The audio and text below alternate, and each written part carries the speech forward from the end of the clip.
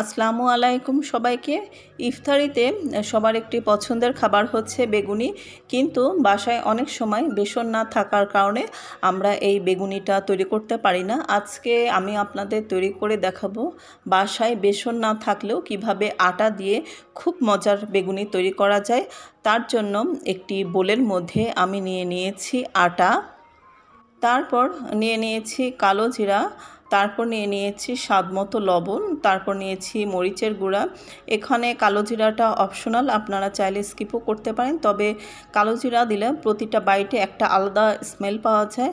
তারপর দিয়ে দিয়েছি আমি হলুদের গুঁড়া, তারপর দিয়ে দিয়েছি ভাজা জিরা গুঁড়া, তারপর আমি কিছুটা গরম মশলা গুঁড়া দিয়ে দিলাম, আর এখন দিয়ে দিচ্ছি আদা এবং রসুন পেস্ট।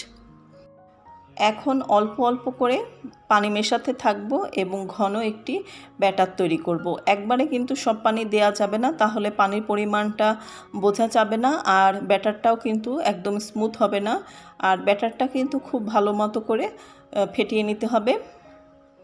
এখানে যদি আমরা চালের গুঁড়া দেই তাহলে বেগুনিটা বেশ ক্রিস্পি হবে, তবে আমার বাসায় চালের গুঁড়া ছিল না, তাই আমি চালের গুঁড়াটা ইউজ করিনি।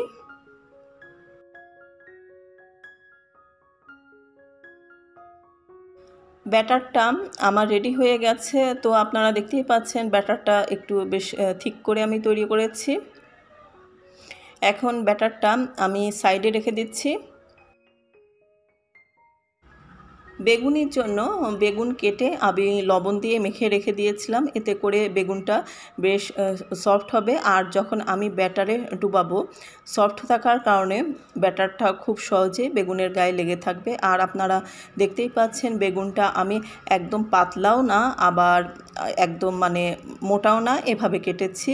ভাজার জন্য চুলায় আমি তেল গরম করতে দিয়েছি, তেলটা গরম হয়ে যাওয়ার পরে আমি ব্যাটারের মধ্যে বেগুনগুলো ডুবিয়ে তারপর গরম তেলে ভেজে নিচ্ছি। চুলার আঁচটা মিডিয়াম হিটে রাখতে হবে, না হলে বাইরে খুব সহজে কালার চলে আসবে আর ভেতরটা কিন্তু কাঁচা রয়ে যাবে।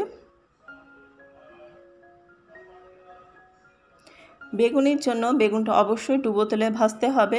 এক পাশ ভাজার পরে আমি উল্টে আরেক পাশও ভেজে তুলে নিব। তুলে নেওয়ার পরে একটি টিস্যু পেপারের উপর রেখে দিব যেন অতিরিক্ত তেলটা শুষে নেয়।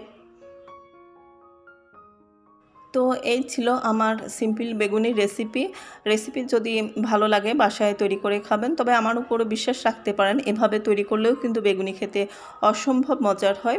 আমার পরবর্তী ভিডিও দেখার আমন্ত্রণ জানিয়ে আজ এখানেই বিদায় নিয়ে নিচ্ছি। আসসালামু আলাইকুম।